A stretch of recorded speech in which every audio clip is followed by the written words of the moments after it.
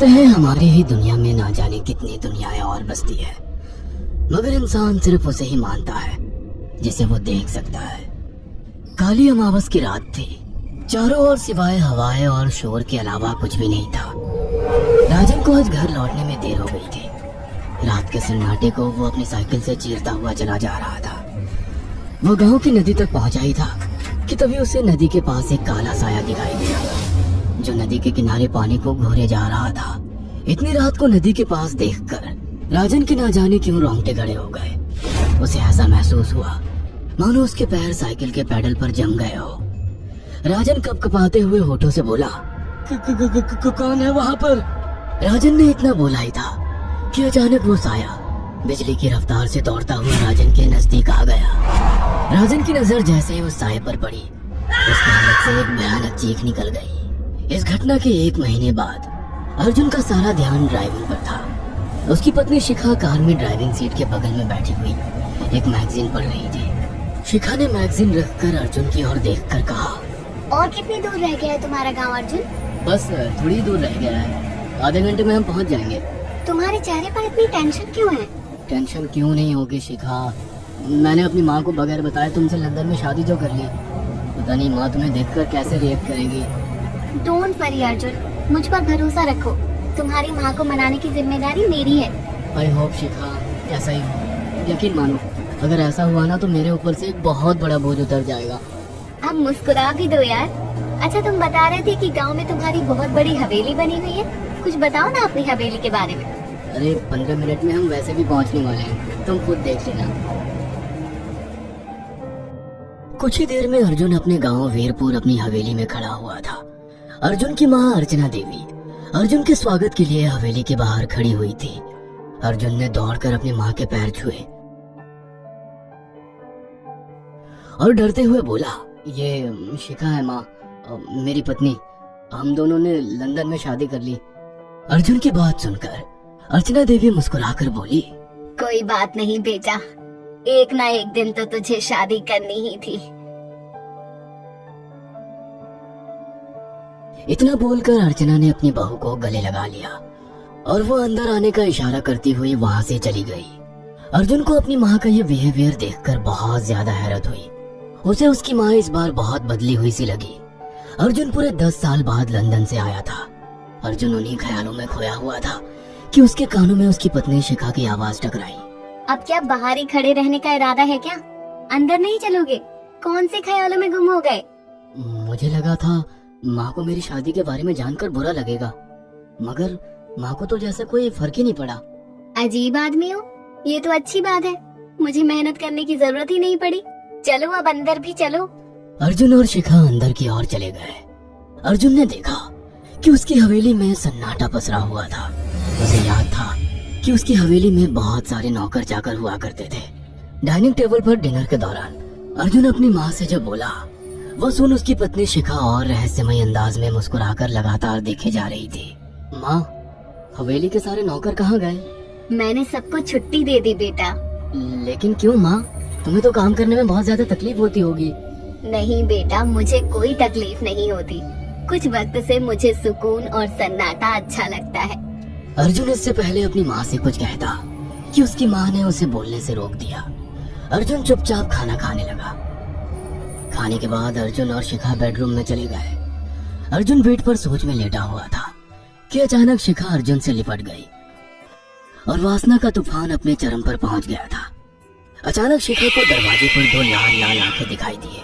उसे ऐसा लगा जैसे कि कोई उसे देख रहा हो। शिखा ने तुरंत बेड से उठकर अपने कपड़े पहन लिए।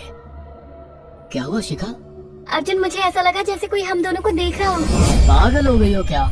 हवेली में सन्नाटा पसरा हुआ है, एक भी नौकर चाकर नहीं है। तुम्हें वहम हुआ होगा। तुमने तो सारा मूड खराब कर दिया शिखा, अब सो जाओ। उस रात अर्जुन तो गहरी नींद में सो गया, मगर शिखा की आंखों से नींद कोसों दूर थी। अगली सुबह शिखा जल्दी उठकर किचन की ओर चली गई, मगर उसने देखा कि उसकी सास अर्चना नाश्ता तैयार कर चुकी थी। माँ, आपने तकलीफ क्यों की? मुझे बुला लेती आप। शिखा की बात सुनकर उसकी सास अजीब से अंदाज में शिखा की ओर देखने लगी। उनके देखने के अंदाज में पता नहीं ऐसा क्या था कि शिखा को अपने रोंगटे खड़े होते हुए महसूस हुए। अर्चना धीरे धीरे करीब कदमों से शिखा के करीब आकर बोली, कोई बात नहीं बेटी, तुम्हें अब यहीं रहना है। तुम सिर्फ मेरे बेटे के साथ प्यार से रहो और जल्दी से मुझे एक पोता दे दो। काम की चिंता मत करो, वो सब मैं कर लूंगी। कुछ ही दिनों के बाद अर्चना गर्भवती हो गई। उसे हवेली में रहते हुए 6 महीने से ज्यादा वक्त हो चुका था और इन 6 महीनों में उसने नोट किया कि जब से वो गर्भवती हुई है उसकी सास अचानक से आकर उसके पेट पर हाथ फेरने लगती और अजीब से अंदाज में उसके पेट को घूरने लगती। शिखा ने तंग आकर अर्जुन से कहा, अर्जुन, मुझे तुम्हारी माँ का बिहेवियर बड़ा अजीब लगता है। तुम्हारी माँ जब देखो मेरे पेट पर आकर हाथ फेरती रहती है। अरे माँ को अपने पोते के आने का बेसब्री से इंतजार है शिखा, इसमें अजीब लगने वाली क्या बात है? मैं तुम्हें कैसे समझाऊं?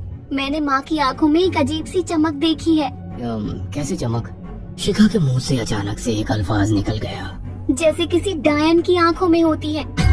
शिखा की बात सुनकर अर्जुन का गुस्सा 7वें आसमान पर पहुंच गया। वो गुस्से से चीखते हुए बोला, खबरदार शिखा, आगे एक शब्द मेरी माँ के खिलाफ मत निकालना, नहीं तो मुझसे बुरा कोई नहीं होगा। तुम्हें शर्म आनी चाहिए शिखा। जब से तुम यहाँ पर आई हो तब से मेरी माँ तुम्हारी कितनी चिंता करती है। वह तुम्हें समय से खुद नाश्ता बना कर देती है, खाना देती है, यहाँ तक कि हवेली की साफ सफाई भी वो अकेली करती है। क्या बोलूं अब तुमसे, शर्म आती है मुझे तुम्हें अपनी पत्नी कहते हुए। इतना कहकर अर्जुन गुस्से से कमरे से निकल गया। शिखा अर्जुन से बहुत कुछ कहना चाहती थी मगर कह नहीं पाई। उसने महसूस किया था कि चाहे कितनी भी तेज आंधी और तूफान आए मगर हवेली के अंदर धूल की एक परत तक नहीं जमती थी और दिन ब दिन अर्चना के चेहरे की झुर्रियां कम होती जा रही थी। ऐसा लगता था मानो वो जवान हो रही हो। शिखा के अब 9 महीने कंप्लीट हो चुके थे और एक रात अचानक उसे प्रेगनेंसी पेन होने लगी।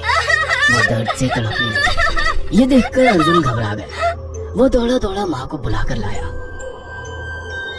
और बोला, माँ, हमें तुरंत शिखा को किसी अच्छे हॉस्पिटल में एडमिट कराना होगा। अर्जुन ने देखा कि उसकी माँ ने उसकी बात को सुना ही नहीं। वो तो बस शिखा के गर्भ की ओर आंखें फाड़ फाड़ कर देखी जा रही थी। अर्जुन एक बार चिल्लाकर कहा, माँ, हमें शिखा को इसी वक्त हॉस्पिटल में एडमिट कराना होगा। नहीं, शिखा की डिलीवरी हॉस्पिटल में नहीं, इसी हवेली में होगी। लेकिन इस हवेली में आपके और मेरे अलावा कोई नहीं है। तभी शिखा दर्द से तड़पने लगी। अर्चना ने अपने बेटे को धक्के देकर कमरे से बाहर निकाल दिया और दरवाजा बंद कर लिया। अर्जुन हक्का बक्का रह गया।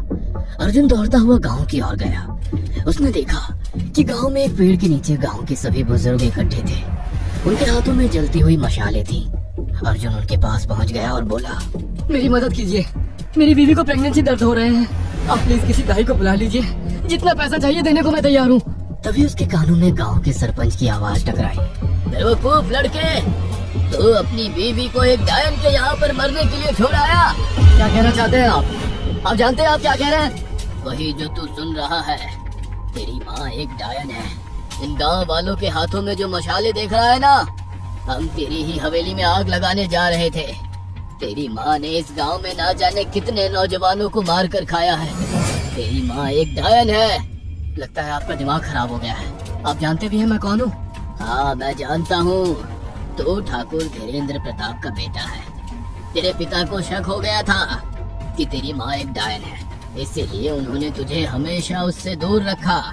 पहले तेरी माँ ने तेरे पिता को मारा और धीरे धीरे करके वह हवेली के सारे नौकरों को मार कर खा गई और फिर गांव वालों को भी मारने लगी। और अब तो तेरे होने वाले बच्चे को खाएगी, क्योंकि डायन को नवजात शिशु का मांस खाना बहुत पसंद होता है। अगर मेरी बात पर यकीन नहीं है तो चलकर मेरे साथ तो खुद अपनी आंखों से देख ले। इतना कहकर सरपंच अर्जुन को लेकर हवेली की ओर चल पड़ा।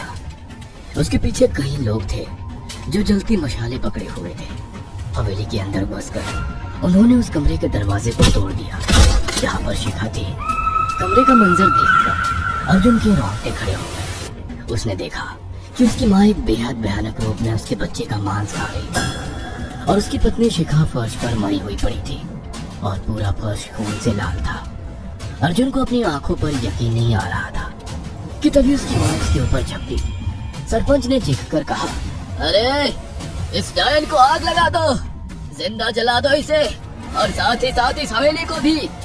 सभी लोगों ने जलती हुई मशाली डायन के ऊपर फेंक दी।